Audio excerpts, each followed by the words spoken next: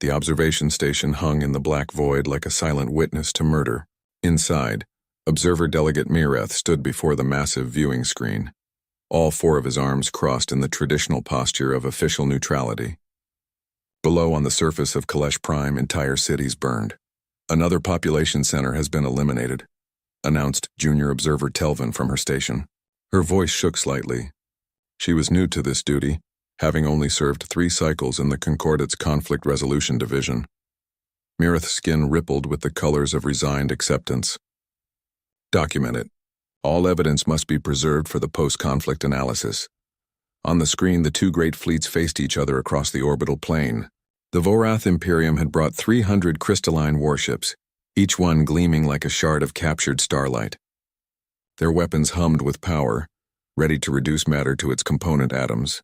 On the opposite side, the Thrain Collective's bioships pulsed with organic life, living vessels grown in vast spawning pools, covered in chitinous armor and bristling with acid cannons. Below them, caught between 2 ancient empires, the native Kaleshi died by the millions. The Vorath have deployed atmospheric incendiaries over the southern continent, Telvin reported. Her hands trembled as she entered the data. Estimated casualties, 4.7 million civilians. Continue monitoring. Mireth responded automatically. The Kalesh system had become a protected conflict zone 6 months ago. When both empires claimed the world below, the planet sat on a strategic hyperspace junction, valuable to both powers. Rather than risk a war that could devastate half the galaxy, the Concordate Council had invoked the sacred protocol of contained resolution. The 2 empires could fight here in this system, following certain rules. The winner would claim the territory. The loser would withdraw. No other species could interfere. It was civilized. It was orderly. It had been done this way for thousands of years. The Kaleshi, who had no voice in the Concordate, had not been consulted. They're firing on the refugee columns again, Telvin whispered. On the screen, a line of desperate civilians fleeing toward the mountains disappeared in a flash of plasma fire. The Thrain Swarm Mother had decided that mobile targets were acceptable practice for her warriors. Mireth's skin flickered with colors he quickly suppressed. Disgust was not an appropriate emotion for a Concordate observer. Document and continue. With respect, Observer Delegate, Telvin said, her voice barely audible. How many more must die before this ends? Until one side achieves victory according to the established parameters, Mireth answered. It was the correct answer. The only answer allowed. On the planet below, the Kaleshi had achieved early industrial civilization. They had built cities of stone and metal, created art that rivaled the finest in Concordate space, and developed a complex philosophy about the nature of existence. They had been on the verge of splitting the atom when the first alien warships arrived in their sky. Now their cities were craters, their art burned to ash, and their philosophers lay dead in the streets. Fleet Commander Jakor of the Vorath addressed his bridge crew with confidence. His crystalline body refracted light from the command displays, creating rainbow patterns on the walls. The Thrain will break within another cycle. Their bioships cannot sustain this level of combat without resupply. His tactical officer, a younger Vorath named Sethis, gestured toward the planet. Commander, the native population centers continue to interfere with our targeting solutions. Perhaps if we evacuated them to irrelevant, Jakor interrupted. The Kaleshi are not Concordate members. They have no voice in this resolution.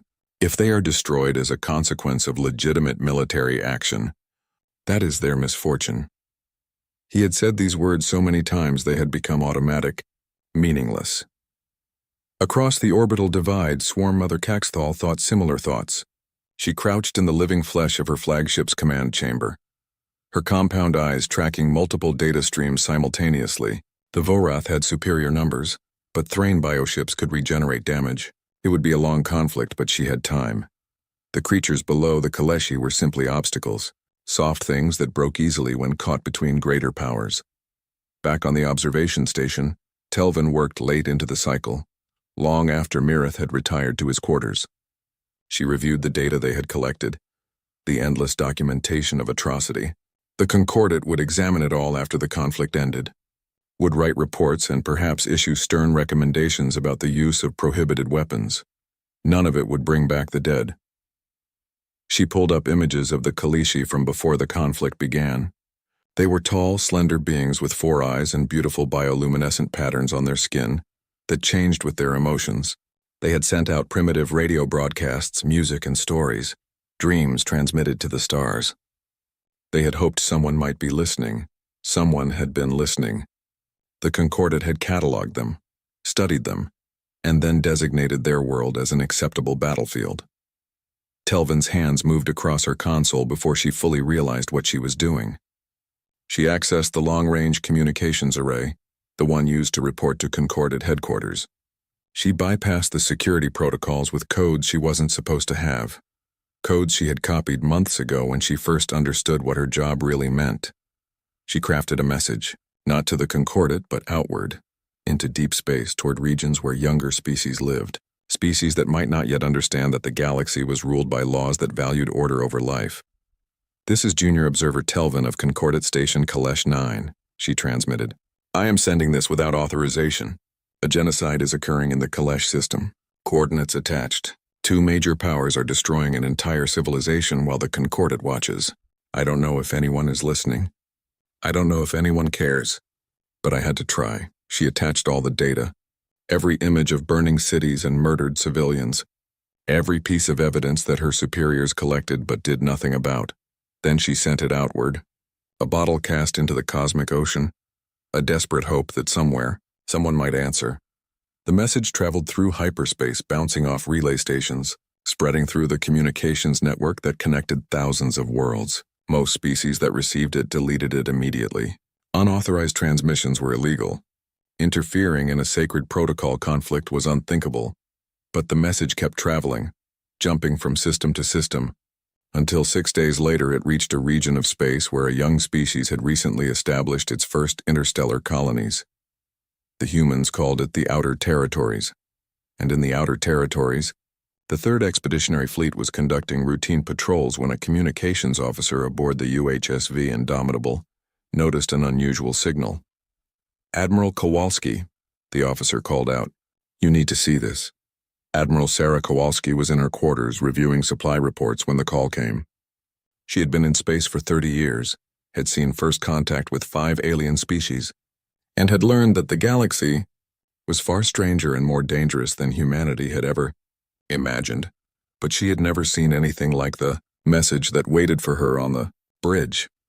She watched the footage in silence, the burning cities, the fleeing civilians cut down by weapons beyond their comprehension. The 2 massive fleets treating an entire world as their personal arena. "How far?" she asked quietly. 6 days at maximum jump speed, her navigation officer replied. "Get me the Concordat embassy. I want to know what the hell is happening in that system." The answer she received was worse than she expected. It was legal. It was sanctioned. It was protected by laws older than human civilization. No one was supposed to interfere.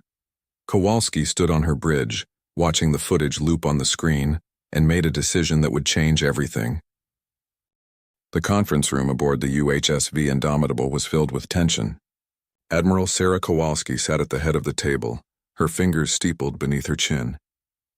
Around her, the senior officers of the 3rd Expeditionary Fleet waited in silence. Captain Marcus Chen was the first to speak. "Admiral, I need to say this clearly. If we intervene in that system, we risk everything. The Concordat could expel us. We could face sanctions that would cripple Earth's economy. We might even trigger a war with species that have been traveling the stars for thousands of years while we were still living in caves." "I'm aware of the risks, Marcus," Kowalski replied. "Are you?" Chen leaned forward, his voice urgent. "We've been part of the galactic community for 80 years. 80 years. We're infants compared to these civilizations. They have rules, protocols that have kept the peace for millennia. Who are we to throw that away?" Dr. Yuki Tanaka, the fleet's senior xenoanthropologist, cleared her throat. "I've been studying the data from that transmission. The Kaleshi are remarkable. Their art, their philosophy, their entire culture is built around concepts of harmony and understanding. They have no concept of war on this scale. They don't even have a word for genocide in their language." She paused, her voice breaking slightly. "They did have such a word. Past tense. They invented it 6 months ago." Commander James Rodriguez, head of fleet security, drummed his fingers on the table. "The tactical situation is a nightmare. 2 major Empire fleets, hundreds of ships between them. We have 47 vessels. Even with our technological advantages, we'd be massively outnumbered. But not outmatched, said Commander Lisa Park from Engineering. Our weapons systems are different from theirs. They've been fighting each other for so long. They've adapted to counter each other's technology. They won't be ready for kinetic weapons, for railguns that don't care about energy shields designed to stop plasma. That's not the point, Chen insisted. Even if we could win, and that's a big if, we'd be violating their most sacred laws. The galaxy runs on these protocols. Without them, there's chaos. Kowalski finally spoke, her voice quiet but firm. Show me the footage again. The main screen activated. They all watched in silence as a Kaleshi city burned. The aliens had 4 eyes. And in the final moments before the plasma strike hit, every eye was turned skyward, looking for salvation that never came. Children, their bioluminescent patterns flickering with terror, clung to parents who could offer no protection. Again, Kowalski said. They watched another clip, a refugee column being strafed from orbit, bodies scattered across a road. A young Kaleshi, barely more than a juvenile, crawling toward a fallen adult, its light patterns pulsing with distress calls that no one would answer. Kowalski stood up slowly. I joined the service 40 years ago because I believed humanity had a responsibility, not just to ourselves but to the idea that some things are right and some things are wrong, that when you have the power to stop something evil, you have the duty to try. Admiral, Chen began. I'm not finished, Captain. Kowalski's eyes moved around the table, meeting each officer's gaze. We've spent 80 years trying to fit into galactic society, learning their rules, following their protocols, being good little newcomers who don't make waves. And in that time, we've watched them maintain their order through compromise and convenience. She gestured to the screen. This is what their order looks like. This is the price of their precious protocols. An entire civilization being erased because it's convenient for 2 empires to have a designated killing ground. Dr. Tanaka nodded slowly. The Concordate's entire philosophy is built on preventing large-scale wars between major powers. They've achieved that by creating pressure release valves, contained conflicts where empires can fight without endangering the broader peace. And the species that happen to live in those pressure valves? Kowalski asked. They're just acceptable losses. That's how they see it, Tanaka confirmed. The needs of the many outweigh the needs of the few. One pre-spaceflight civilization versus galactic stability. Commander Rodriguez spoke up. Admiral, I'll follow whatever orders you give, but I need to know we're going into this with clear heads. The Concordate will call us criminals. They'll say we've destabilized the peace. Are we prepared for that? Kowalski walked to the viewport, looking out at the stars. You know what humanity's reputation is in Concordate space? We're the unpredictable ones, the emotional ones, too quick to fight, too slow to think. They treat us like children playing with adult tools. She turned back to face them. Maybe they're right. Maybe we are too emotional. Maybe we do act before we think. But you know what? I'd rather be emotional and right than logical and wrong. I'd rather be the species that fights impossible odds to save people we've never met than the species that watches genocide from a comfortable distance and calls it civilization. Chen sighed heavily. You've made up your mind. I have. But I won't order anyone to follow me into this. Every ship captain needs to make their own choice. We're going to Kalesh Prime. Any vessel that wants to return to Earth space is free to do so, no questions asked, no consequences. She activated the fleet-wide communications. This is Admiral Kowalski to all ships. You've all seen the footage from Kalesh Prime. You know what's happening there. You also know that interfering with a sacred protocol conflict could mean the end of Earth's relationship with the Concordate. It could mean sanctions, isolation, or worse. Her voice hardened. I'm taking the Indomitable to that system. I'm going to put my ship between those empires and the innocents they're slaughtering. I'm probably going to violate a dozen galactic laws doing it, and I'm going to sleep well knowing I made that choice. She paused. Any ship that wants to come with me, set course for Kalesh Prime, maximum jump speed. Anyone who thinks I'm making a mistake, head back to Earth. You have 2 hours to decide. Kowalski out. The conference room was silent after she cut the transmission. Chen looked at her for a long moment, then smiled slightly. You know half the fleet is going to hate you for putting them in this position. Only half? Kowalski asked.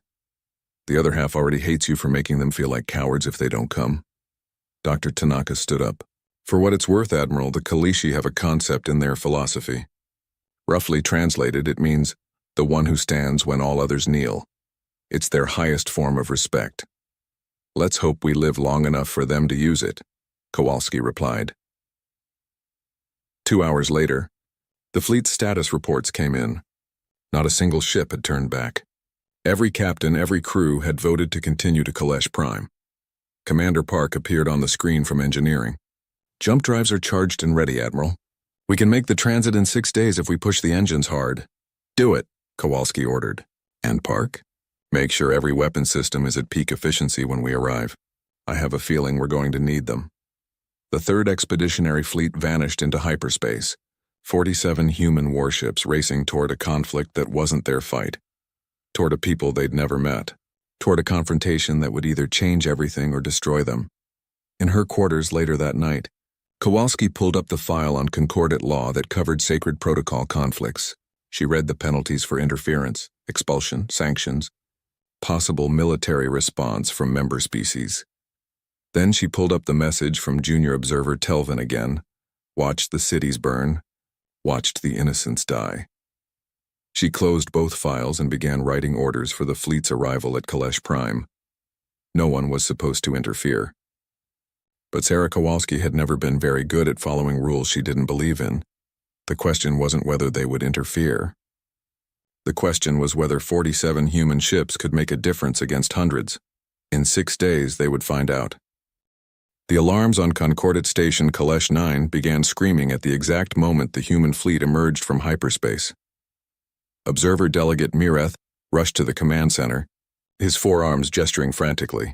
What is happening? Have the Vorath broken protocol? Has the Thrain deployed prohibited weapons?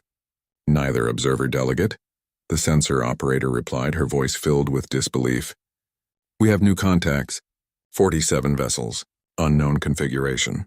They're broadcasting identity codes as the United Human Systems 3rd Expeditionary Fleet. Myreth's skin turned the pale color of shock. Humans here? That's impossible. This is a protected conflict zone. They know they cannot. He stopped, understanding flooding through him. Someone sent them a message. On the planet below, another Kalishi city was in the process of being destroyed. Thrain bioships were systematically dissolving its buildings with acid weapons, while Vorath fighters strafed the fleeing population. It was just another day in the 6-month-long nightmare, but in orbit everything had changed. Fleet Commander Jakor of the Vorath received the alert and immediately brought his fleet to high alert. Identify these vessels.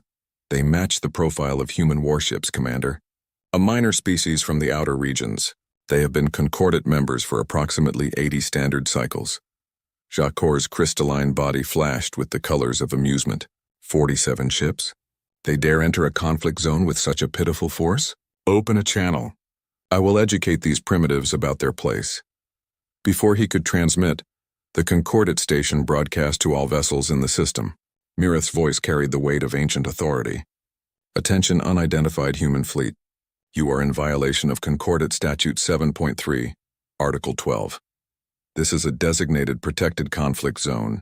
Your presence here violates the sacred protocol of contained resolution. You must withdraw immediately or face severe consequences. On the bridge of the Indomitable, Admiral Kowalski listened to the transmission without expression. Captain Chen stood beside her, watching the tactical display that showed them hopelessly outnumbered. They're right, you know, Chen said quietly. We are violating their laws. I know, Kowalski replied. Open a channel to the Concordate station. When the channel opened, Kowalski spoke clearly and calmly. Concordate Station Kalesh 9, this is Admiral Sarah Kowalski of the United Human Systems. We received a distress signal from this system indicating a humanitarian crisis in progress. We are responding to that call for help. Mireth's voice crackled with outrage. There is no humanitarian crisis. This is a legitimate conflict resolution between two concordate member empires. The Kaleshi are not members and therefore not protected under— I've read your laws, Observer Delegate, Kowalski interrupted. I know what they say. I'm here to tell you that we don't care. We're looking at footage of genocide. We're watching an entire civilization being erased, and we're putting a stop to it. The communication channel exploded with multiple voices. Jakor was demanding the humans withdraw. Swarm Mother Caxthal was threatening to destroy the human fleet. Mireth was citing legal precedents that were older than human writing. Kowalski let them talk for exactly 30 seconds. Then she cut through the noise. All forces in the Kalesh system, this is Admiral Kowalski. You have 1 hour to cease all military operations against the Kaleshi population and withdraw to high orbit. After 1 hour, any vessel engaging in hostile action against civilians will be considered a legitimate military target. The communication channels went silent for a moment. Then Jakor's laughter echoed through the void. You threaten us? You with your handful of primitive vessels threaten the Vorath Imperium? Your ignorance is almost charming. I'm not threatening you, Fleet Commander, Kowalski replied. I'm informing you of the reality. Stop killing civilians or we will stop you. Swarm Mother Kexthal's voice joined the conversation, her words clicking and hissing through the translator. The Thrain Collective does not take orders from inferior species. You are irrelevant to this conflict. Your interference will be noted and punished. Kowalski turned to her weapons officer. Commander Park, what's the status of our railgun batteries? Charged and ready, Admiral, Park replied with a slight smile. Target locks are solid. Good. Kowalski leaned forward in her command chair. Fleet Commander Jakor, Swarm Mother Kexthal, I want you to understand something about humans. We're new to your galactic community. We're young, we're inexperienced, and we don't have thousands of years of tradition guiding our actions. What we do have is a very simple principle. We don't watch innocent people die when we can do something about it. She checked the chronometer. You now have 58 minutes to comply. I suggest you use them wisely. On the Vorath flagship, Jakor consulted with his tactical staff. Analysis of human vessels? His officer gestured to the displays. Their ships are smaller than ours, Commander. Their technology appears to be conventional fusion drives and kinetic weapons, nothing that suggests they pose a significant threat. Then we will ignore them, Jakor decided. Continue operations against the Kaleshi strongholds. If the humans interfere, destroy them as an example. The Thrain reached a similar conclusion. Swarm Mother Kexthal had no interest in delaying her assault for the sake of a minor species with delusions of importance. The hour passed. Below on Kalesh Prime, a fresh bombardment began. A Kaleshi settlement housing 50,000 civilians disappeared under Vorath plasma fire. Target acquired, Commander Park reported. The Vorath flagship bearing 273 Mark IV. Fire, Kowalski ordered. The Indomitable's main railguns spoke with thunder. Solid projectiles accelerated to a fraction of light speed, crossed the distance to the Vorath flagship in seconds. The Vorath shields, designed to deflect energy weapons, barely registered the kinetic rounds before they punched through. The shots weren't meant to destroy. They were meant to disable.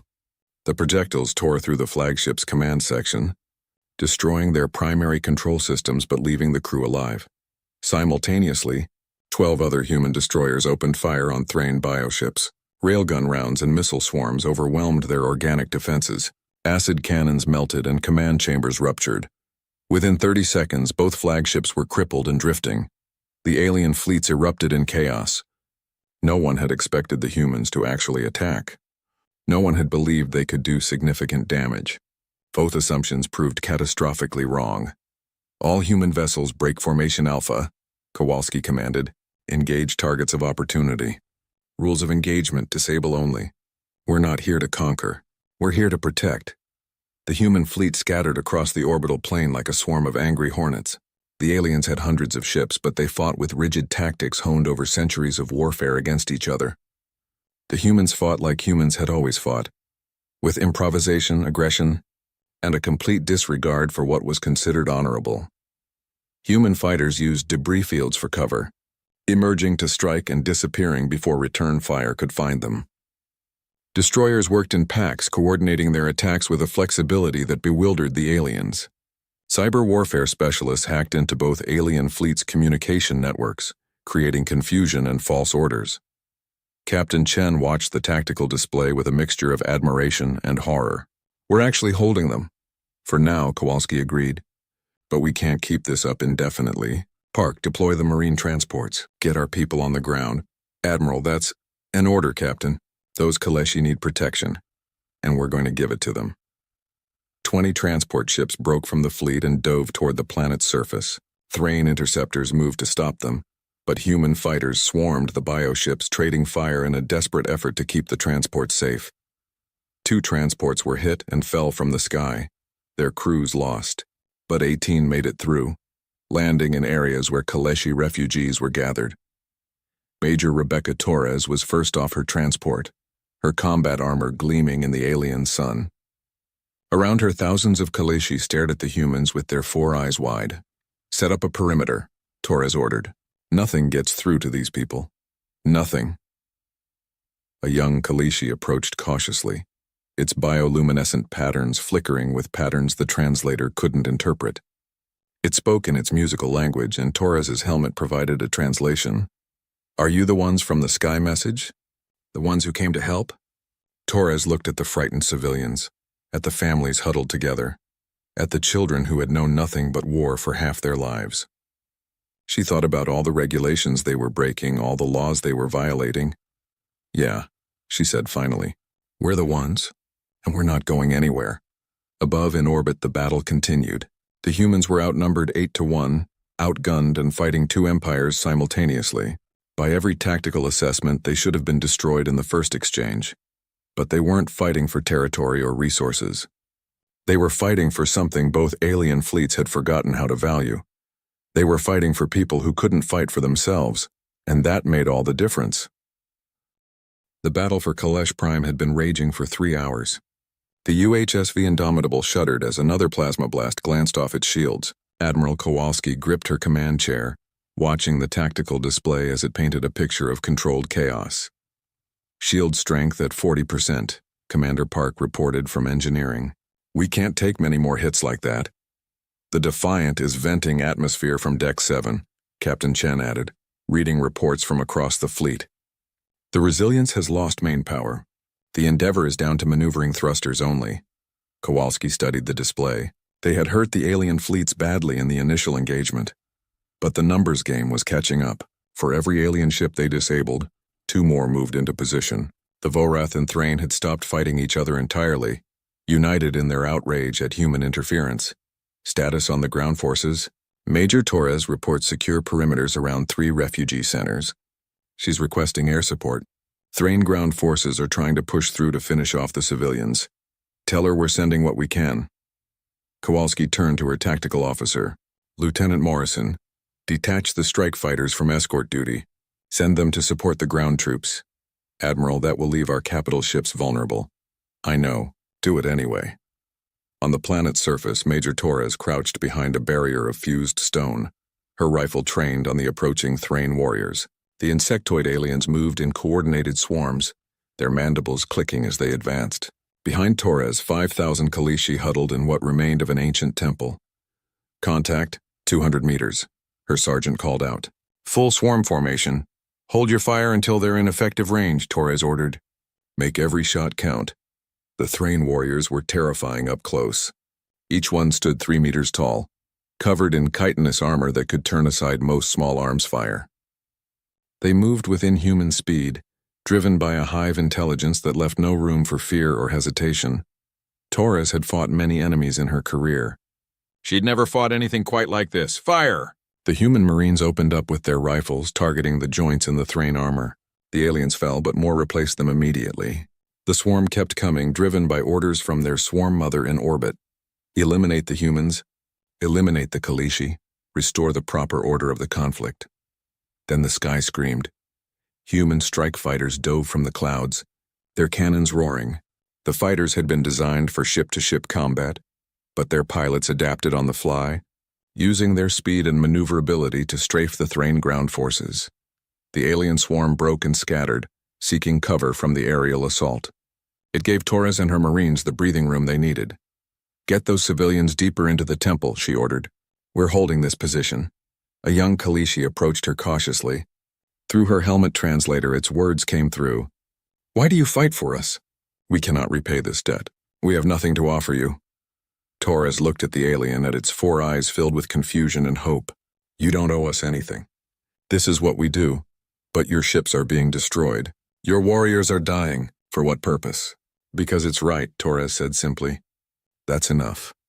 The Kaleshi stared at her for a long moment, Then its bioluminescent pattern shifted to colors the translator identified as profound gratitude mixed with sorrow.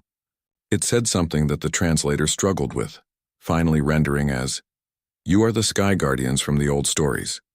We thought they were myths." Before Torres could respond, the Thrain attacked again. In orbit, the situation was deteriorating rapidly. The Indomitable had taken 3 direct hits and fires burned on decks 4 and 5.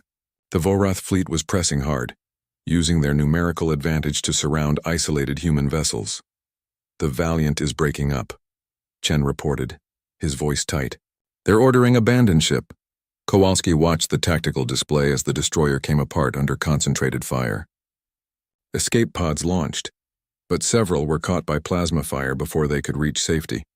200 crew members gone in seconds. "We can't sustain this," Chen said quietly. "Sarah, we need to withdraw. We've made our point. If we stay, we'll lose the entire fleet. And what happens to the people on the ground? To the Kalishi and those refugee centers? They'll die. But so will we if we don't pull back." Kowalski's hands clenched on the arms of her chair. She had known this moment would come, had known that good intentions and moral clarity wouldn't be enough against superior numbers, but knowing it and accepting it were different things. "Hail the Vorath commander," she ordered, "and the Thrain swarm mother. Conference channel." When both alien commanders appeared on her screen, Kowalski spoke before either could begin their inevitable demands for surrender. "This is Admiral Kowalski. I'm offering you both one final chance to end this peacefully." Shakor's crystalline form flickered with the colors of contempt. His flagship had been repaired enough to restore basic functions, but the damage to his pride remained fresh. "You are in no position to offer anything, human. Your fleet is dying. Your interference has failed. Withdraw now and perhaps we will allow you to survive." Swarm Mother Kexthal's compound eyes fixed on Kowalski with alien calculation. "The Thrain Collective agrees. Your resistance is admirable but futile. You have demonstrated courage. Now demonstrate wisdom and retreat." "I'm not talking about us retreating," Kowalski said. "I'm talking about you both withdrawing from this system entirely. Take your fleets and go. Let the Kaleshi live in peace." Both alien commanders reacted with what could only be called astonishment. Jakor spoke first. "You have lost this battle and yet you make demands? Your species truly is as irrational as reports suggest." "Maybe we are," Kowalski agreed. "But here's what you need to understand. We're not leaving. You can destroy every ship in my fleet, but we'll keep fighting. You can kill every Marine on the ground, but they'll keep fighting. We'll make this the most expensive victory you've ever achieved." "Threats from a position of weakness accomplish nothing," Kexthal observed. "It's not a threat. It's a fact." Kowalski leaned forward. "But it's also not the whole story. See, while we've been fighting, this battle has been broadcast across concordate space. Every species in the galaxy is watching right now. They're watching you both systematically exterminate a peaceful civilization. They're watching a handful of humans sacrifice themselves trying to stop you." She paused, letting that sink in. "How do you think that looks? 2 ancient empires with all their power and prestige, barely holding their own against 47 human ships. And those humans? They're only here because they care about people you're treating as irrelevant obstacles." Jakor's colors shifted to something that might have been uncertainty. "The Concordate understands the necessity of—" "The Concordate leadership might understand," Kowalski interrupted. "But what about everyone else? What about all those populations watching their government stand by while genocide happens? What about all those species that joined the Concordate believing it stood for civilization and order?" She gestured to her tactical display. "Right now we're making you both look like monsters, and we're making the Concordate look complicit. Is that really worth one strategic system?" There was a long silence. Captain Chen looked at Kowalski with something approaching awe. She wasn't just fighting a military battle. She was fighting for the narrative, for the story that would be told about this day. Finally, Jakor spoke. "You suggest we simply abandon our claim to this system? After months of conflict? The Vorath Imperium does not surrender." "I'm not asking you to surrender," Kowalski said. "I'm asking you to show mercy. Demonstrate that you're capable of valuing life over territory. That's not weakness. That's strength." Swarm Mother Kexthal's voice was thoughtful. "The human admiral makes a compelling argument. The Thrain Collective has achieved many victories. We have proven our military superiority. Perhaps there is no further honor in this particular conflict. The Vorath will not be seen as weak," Jakor insisted. But his tone had changed. He was no longer certain. Then leave together, Kowalski suggested. Make it a joint decision. Tell the Concordat that both empires have chosen to spare the Kaleshi out of respect for civilized conduct. Turn this into a story about wisdom rather than defeat. On the planet below, Major Torres received a strange order from orbit. Ceasefire. Maintain defensive positions but do not engage unless attacked. Stand by. What's happening? Her sergeant asked. I think the Admiral just pulled off a miracle, Torres replied, hardly daring to believe it. The alien fleets held their positions. Minutes stretched into eternities. The Kaleshi refugees watched the sky, not knowing if the next moment would bring death or deliverance. Then, slowly, the Vorath and Thrain fleets began to withdraw to high orbit. The bombardment stopped. The ground forces pulled back. The battle was over. Kowalski slumped in her chair, exhaustion finally catching up with her. They had done it. Somehow, impossibly, they had done it. Fleet-wide channel, she ordered. All ships maintain position but stand down from combat alert. Begin damage assessment and rescue operations. Someone get those escape pods picked up. Chen was smiling, actually smiling. Sarah, that was... Don't, she interrupted. We lost good people today. The Valiant, the transports that didn't make it. This isn't a victory to celebrate. Maybe not, Chen agreed. But it's a victor. 3 weeks after the battle, Admiral Sarah Kowalski stood in the council chamber of the Galactic Concordat. The chamber was vast, designed to accommodate hundreds of species in an array of different atmospheric conditions and gravity fields. It was a monument to diversity and cooperation, built to remind everyone of the civilization they had achieved together. Right now, it felt like a courtroom. The council consisted of representatives from 47 major species, with hundreds of observer delegations filling the galleries. Every eye of every type imaginable was focused on Kowalski, as she stood alone in the center of the chamber. The speaker, an ancient being from a species whose name humans couldn't pronounce, addressed her with a voice that resonated through multiple translation systems. Admiral Sarah Kowalski of the United Human Systems, you have been summoned to answer for your actions in the Kalesh system. The charges are severe. Violation of Concordat Statute 7.3, unauthorized military intervention in a protected conflict zone, destabilization of sanctioned conflict resolution protocols, and causing harm to 2 member empires' military forces. Kowalski stood at attention, her uniform crisp despite the long journey to the Concordat homeworld. She had refused legal representation, refused to prepare a defense, refused to do anything except tell the truth. I understand the charges, she said simply. Do you deny them? No, I violated your laws. I knew I was violating them when I gave the order. I'd do it again. A murmur ran through the assembled delegates. The speaker's form shifted in what might have been surprise. You admit your guilt and express no remorse. I admit I broke your rules, Kowalski clarified. I don't admit guilt because I don't believe what I did was wrong. Your laws required me to watch genocide. I chose to stop it instead. The Vorath delegate rose, his crystalline body flashing with angry colors. The human admiral demonstrates the arrogance typical of her species. The sacred protocol has maintained galactic peace for 3,000 cycles. One does not simply discard such traditions because of emotional reactions to unfortunate necessities. Unfortunate necessities, Kowalski repeated. Is that what you call the murder of billions? The Kaleshi population before your conflict began was 8 billion. When my fleet arrived, it was down to 3 billion. 5 billion people dead, because they happened to live on a world you wanted. They were casualties of a legitimate conflict, the Vorath delegate insisted. They were civilians, children, artists, philosophers, people who had never done anything to either of your empires except exist. In the wrong place, the Thrain delegate spoke. Her clicking voice translated into standard language. The Kaleshi were not Concordat members. They had no standing, no voice in our affairs. To disrupt an established protocol for the sake of non-members is to threaten the entire foundation of galactic order. Kowalski turned to face the Thrain delegation. If your foundation requires the mass murder of innocents, then maybe it's time to build a new foundation. The chamber erupted. Delegates shouted in dozens of languages, some supporting Kowalski, others demanding immediate punishment. The speaker called for order, his voice cutting through the chaos. When silence finally returned, another delegate stood. This one was from a species humanity had little contact with, the Viridian Collective. Their representative spoke with careful precision. The human makes an uncomfortable point. The Concordat has long prided itself on civilized conduct. Yet our sacred protocols create zones where civilization is suspended, where beings can be slaughtered simply because they lack political representation. The protocols prevent larger wars, the Vorath delegate argued.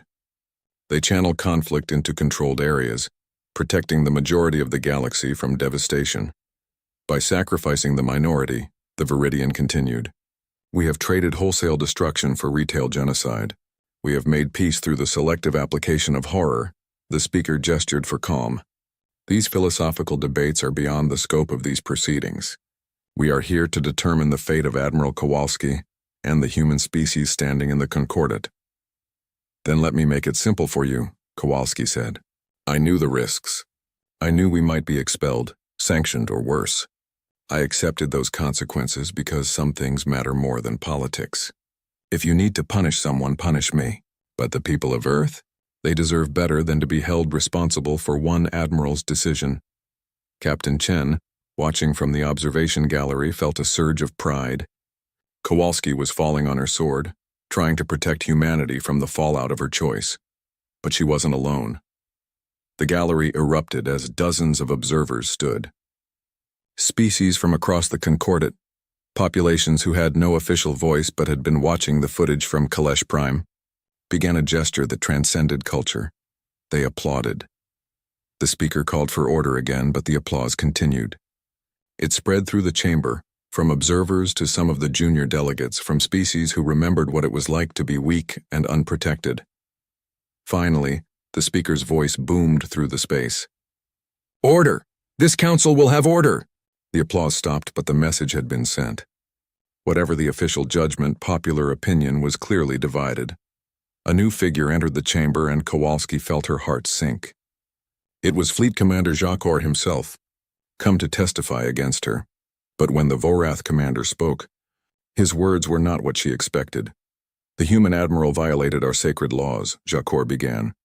She interfered in a conflict that was not hers. She attacked vessels of two sovereign empires without provocation. He paused, his crystalline form reflecting the chamber's light. She also demonstrated a quality that we Vorath claim to value above all others: honor. The chamber went silent. I fought the humans, Jakor continued. I witnessed their tactics, their determination, their willingness to die for beings they had never met. And I was forced to confront an uncomfortable truth.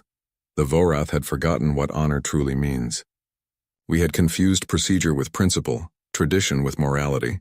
He turned to face Kowalski directly. The human admiral made me question what we were doing in that system, whether winning a piece of territory was worth the price we were paying in innocent lives.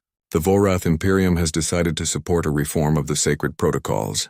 Conflicts may still occur, but they will no longer be permitted on inhabited worlds where pre-spaceflight civilizations reside. Swarm Mother Kexthal rose from the Thrain delegation. The collective concurs. The humans showed us that strength and compassion are not mutually exclusive, that true power includes the courage to show mercy. The speaker seemed overwhelmed by this development. The council recognizes the statements from both empires. However, the violation of law still stands. Admiral Kowalski still acted outside Concordat authority. Then change the law, came a voice from the gallery. It was junior observer Telvin, the one who had sent the original distress call. She stood shakily, knowing this would likely end her career. I sent that message. I violated protocol because I couldn't stand by and watch anymore. If the law requires good people to do nothing while evil happens, then the law's wrong. Observer Delegate Mireth stood beside her. I hereby submit my resignation from the Conflict Resolution Division. I can no longer serve an organization that values procedure over life. More voices joined them. Delegates from smaller species, those who remembered being weak and vulnerable, began calling for reform. The speaker raised his appendages for silence. This council will take a recess to consider these developments. Admiral Kowalski will remain in custody pending our decision. The recess lasted 3 days. During that time, the galaxy watched and waited. Protests erupted on dozens of worlds. The footage from Kalesh Prime played on every news network, showing the human fleet standing alone against impossible odds, showing Marines protecting refugees, showing one species willing to risk everything for strangers. Humanity had become a symbol, not of military might or technological superiority, but of something the Concordat had almost forgotten: moral courage. When the council reconvened, the speaker's announcement was carefully worded. The council has reached a decision. Admiral Sarah Kowalski is hereby censured for violation of Concordat law. The United Human Systems will be required to submit their military protocols for review. A pause, then the real verdict. However, in recognition of the extraordinary circumstances and the humanitarian nature of the intervention, no further penalties will be imposed. Additionally, the Council has voted to establish the Sapient Protection Clause, which will prohibit sanctioned conflicts on worlds inhabited by pre-spaceflight civilizations. This clause will be informally known as the Kowalski Provision. The chamber erupted again, this time with genuine celebration from many delegations. The speaker continued. Furthermore, the Kalishi have been granted immediate protection under Concordat law.